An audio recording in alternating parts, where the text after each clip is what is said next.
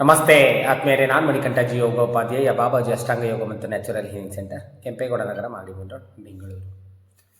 Low blood pressure ಅಂದರೆ ಕಡಿಮೆ ರಕ್ತದ ಒತ್ತಡ, ಈ ರೀತಿ ಸಮಸ್ಯೆಯಿಂದ ಬಳಲ್ತಾ ಇರತಕ್ಕಂಥವರಿಗೆ ಈ ವಿಡಿಯೋದಲ್ಲಿ ಒಂದು ಕಲ್ಲರ್ ಥೆರಪಿ, ಅಕ್ಯುಪ್ರೆಷರು ಕೂಡ.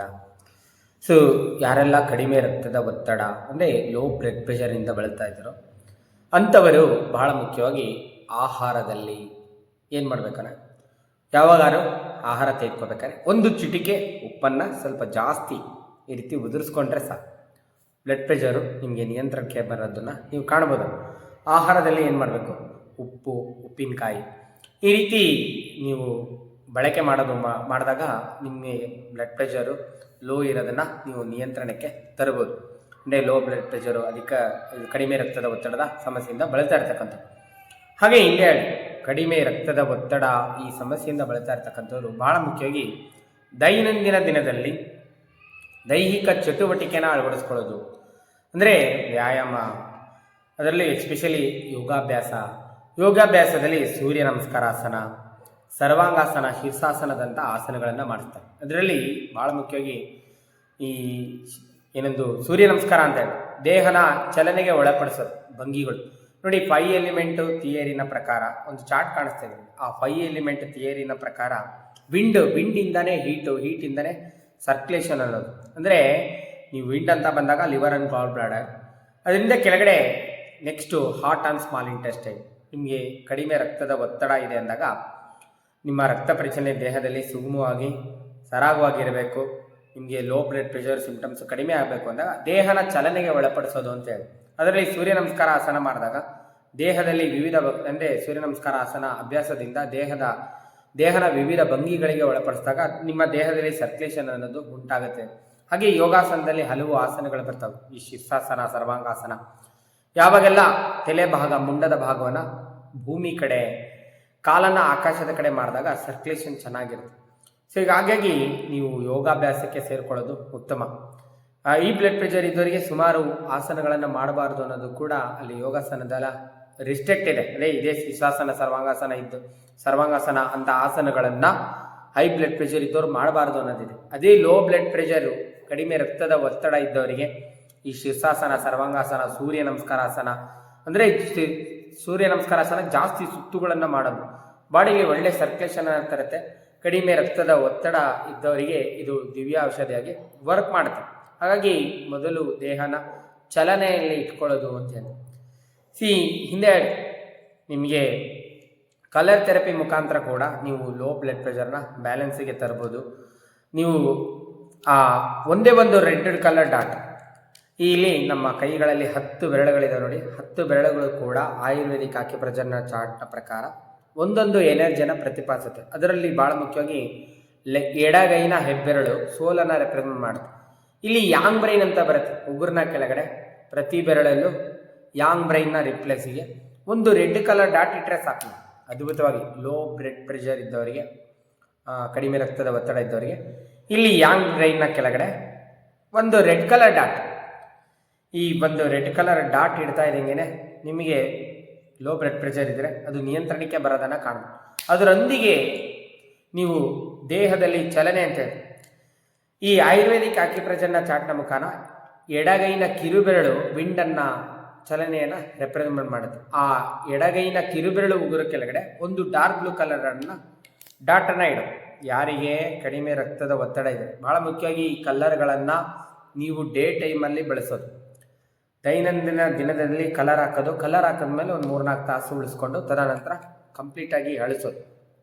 ಹಾಗೆ ಎರಡೂ ಮಧ್ಯದ ಬೆರಳು, ಇಲ್ಲಿ ಎಡಗೈನ ಮಧ್ಯದ ಬೆರಳು ಡೈರೆಕ್ಷನನ್ನು, ಬಲಗೈನ ಮಧ್ಯದ ಬೆರಳು ಮೈಂಡನ್ನು ರೆಪ್ರೆಸೆಂಟ್ ಮಾಡುತ್ತೆ. ಎರಡೂ ಮಧ್ಯದ ಬೆರಳು ಉಗುರಿನ ಕೆಳಗಡೆ ನೀವು ಪಿಂಕ್ ಕಲರ್ನ ಹಾಕೋದು, ಪಿಂಕ್ ಕಲರು ಡಾಟನ್ನು ಹಾಕೋದು. ಈ ರೀತಿ ನೀವು ಕಲರ್ ಹಾಕ್ತಾ ಇದ್ದಂಗೆ ಅದ್ಭುತವಾಗಿ ವರ್ಕ್ ಆಗುತ್ತೆ. ಎರಡೂ ಮಧ್ಯದ ಬೆರಳು ಉಗುರು ಕೆಳಗಡೆ ಪಿಂಕ್ ಕಲರ್ ಡಾಟು, ಎಡಗೈ ಕಿರುಬೆರಳು ಉಗುರು ಕೆಳಗಡೆ ಒಂದು ಡಾರ್ಕ್ ಬ್ಲೂ ಕಲರ್ ಡಾಟು, ಎಡಗೈನ ಹೆಬ್ಬೆರಳ ಉಗುರಿನ ಕೆಳಗಡೆ ಒಂದು ರೆಡ್ ಕಲರ್ ಡಾಟು. ಈ ರೀತಿ ಡೇ ಟೈಮಲ್ಲಿ ಕಲರ್ ಹಾಕಿದ್ಮೇಲೆ ಒಂದು 2-3 ತಾಸು ಉಳಿಸ್ಕೊಂಡು ಕಂಪ್ಲೀಟಾಗಿ ಅಳಿಸೋದು. ಹಿಂದೆ ಹೇಳ್ದಂಗೆ ನೀವು ಆಹಾರದಲ್ಲಿ ಸ್ವಲ್ಪ ಉಪ್ಪಿನಕಾಯಿನ ಬಳಸ್ದಂಗೆ ಬಳಸೋದು. ಅದರೊಂದಿಗೆ ದೇಹನ ಚಲನೆಯಲ್ಲಿ ಇಟ್ಕೊಳ್ಳೋದು ಅಂತ ಬಂದಾಗ ದೈಹಿಕ ಚಟುವಟಿಕೆ, ಸೂರ್ಯ ನಮಸ್ಕಾರ ಆಸನ, ಯೋಗಾಸನಕ್ಕೆ ಸೇರಿಕೊಳ್ಳೋದು, ಹಲವು ಆಸನಗಳು ಅದ್ಭುತವಾಗಿ ವರ್ಕ್ ಆಗುತ್ತೆ. ಹಿಂದೆ ಹೇಳಿದಂಗೆ ಶೀರ್ಷಾಸನ, ಸರ್ವಾಂಗಾಸನದಂಥ ಆಸನಗಳನ್ನು ನೀವು ಆಸೀಸಿಂದ ಕಲಿಯೋದು ಮಾಡಿದಾಗ, ಹಿಂದೆ ಹೇಳಿದಂಗೆ ಈ ಲೋ ಬ್ಲಡ್ ಪ್ರೆಷರ್ ಇದ್ದವರಿಗೆ ಏನೆಲ್ಲ ಸಿಂಪ್ಟಮ್ಸ್ ಇರುತ್ತೆ ಅಂದರೆ ತಲೆ ತಿರುಗುವಿಕೆ, ತಲೆ ಸುತ್ತು, ಆಯಾಸ, ಮತ್ತು ಅನ್ಕಾನ್ಷಿಯಸ್ನೆಸ್ ಆಗೋದು, ಮೂರ್ಛೆ ತಪ್ಪೋದು, ಈ ರೀತಿ ಎಲ್ಲ ಸಿಂಪ್ಟಮ್ಸ್ಗಳಿರ್ತಾವೆ. ನೀವು ಯಾವಾಗ ಸೂರ್ಯ ನಮಸ್ಕಾರಾಸನ, ಸರ್ವಾಂಗಾಸನ, ಶೀರ್ಷಾಸನದಂಥ ಆಸನಗಳನ್ನು ಕಲೀಲಿಕ್ಕೆ ಮುಂದಾಗ್ತಿರೋ ತಲೆ ಕಡೆ ಸರ್ಕ್ಯುಲೇಷನ್ ಚೆನ್ನಾಗಾಗುತ್ತೆ.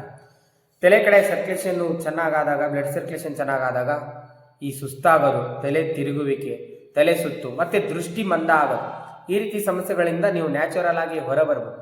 ಹಾಗಾಗಿ ಬೆಸ್ಟ್ ವೇ ಅಂದರೆ ನೀವು ಯೋಗಕ್ಕೆ ಸೇರಿಕೊಳ್ಳೋದು, ಯೋಗಾಭ್ಯಾಸಕ್ಕೆ ಸೇರಿಕೊಳ್ಳೋದು, ಸೂರ್ಯ ನಮಸ್ಕಾರ ಆಸನ ಮಾಡೋದು, ಶೀರ್ಷಾಸನ, ಸರ್ವಾಂಗಾಸನದಂಥ ಆಸನಗಳನ್ನು ಆಸಕ್ತಿಯಿಂದ ಕಲಿತ್ಕೊಂಡಾಗ ನೀವು ಶಾಶ್ವತವಾಗಿ ಲೋ ಬ್ಲಡ್ ಪ್ರೆಷರ್ನ ಸಮಸ್ಯೆಯಿಂದ ಖಂಡಿತವಾಗ್ಲೂ ಹೊರಬರ್ಬೋದು. ಅಂದರೆ ಆ ಕಾಯಿಲೆನ ಸಂಪೂರ್ಣವಾಗಿ ನಿವಾರಣೆ ಮಾಡ್ಕೋಬೋದು.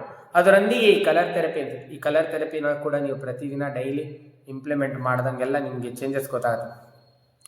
ಆಮೇಲೆ ನಾನು ಸ್ಟಾರ್ಟಿಂಗಲ್ಲಿ ಹೇಳಿದೆ ನಿಮಗೆ ಈ ಅಕ್ಯುಪ್ರೆಷರ್ ಅಂತ ಹೇಳಿ, ನಿಮಗೆ ಕಣ್ಣು ಮಂಜಾಗ್ತಾ ಇದೆ, ತಲೆ ಸುತ್ತು ಬರ್ತಾ ಇದೆ, ತಲೆ ತಿರುಗುವಿಕೆ ಆಗ್ತಾ ಇದೆ, ಮತ್ತು ತುಂಬ ಆಯಾಸ ಆಗ್ತಾ ಇದೆ ಅಂದಾಗ ಎರಡೂ ಕಾಲಲ್ಲಿ ಲಿವರ್ 3 ಅಂತ ಬರುತ್ತೆ. ಹಿಂದೆ ಸ್ಟಾರ್ಟಿಂಗಲ್ಲಿ ಹೇಳಿ ವಿಂಡನ್ನು ನಮ್ಮ ದೇಹದಲ್ಲಿ ರೆಪ್ರೆಸೆಂಟ್ ಮಾಡೋದೇ liver and goal bladder. Liver meridian ಅಂತ ಬರುತ್ತೆ, ಆ ಚಿತ್ರದಲ್ಲಿ ಕಾಣಿಸ್ತಾ ಇದೆ ನೋಡಿ, ಲಿವರ್ 3 ಅಕ್ಯುಪ್ರೆಷರ್ ಪಾಯಿಂಟ್ ಅನ್ನು ಎರಡೂ ಕಾಲಲ್ಲಿ 20 ಬಾರಿ ಪ್ರೆಸ್ ಮಾಡೋದು. ಇವತ್ತು ನೀವು ಪ್ರೆಸ್ ಮಾಡಿದ್ರೆ ಇನ್ನು 3 ದಿನ ಬಿಟ್ಟು ಮತ್ತೆ ಲಿವರ್ 3ನ ಎರಡೂ ಕಾಲಲ್ಲಿ ಪ್ರೆಸ್ ಮಾಡೋದು. ಯಾರು ತಲೆ ಸುತ್ತು, ತಲೆ ತಿರುಗುವಿಕೆ ಅಂತ ಹೇಳಿ, ಅಥವಾ ದೃಷ್ಟಿ ಮಂದ ಇದೆ, ಆಯಾಸ ಇದೆ, ಲೋ ಬ್ಲಡ್ ಪ್ರೆಷರ್ ಇದೆ ಅಂಥ ಸಿಂಟಮ್ಸ್ ಇದ್ದವರು ಮಾತ್ರ, ಅಥವಾ ಅಂಥ ಸಿಂಟಮ್ಸ್ ಇದ್ದರೆ ಮಾತ್ರ ಪ್ರೆಸ್ ಮಾಡಬೇಕು. ಬೇಸ್ಡ್ ಆನ್ ರಿಕ್ವೈರ್ಮೆಂಟ್, ಸುಮ್ಮನೆ ಪ್ರೆಸ್ ಮಾಡಬಾರ್ದು. ವಾರದಲ್ಲಿ 2 ಬಾರಿ ಮಾತ್ರ.